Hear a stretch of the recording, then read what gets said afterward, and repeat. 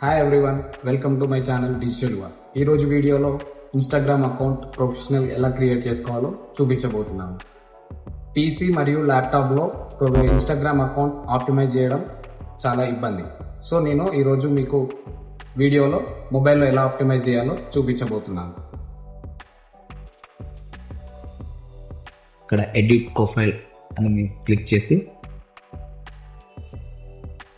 Switch to professional account అని click చేయాలి.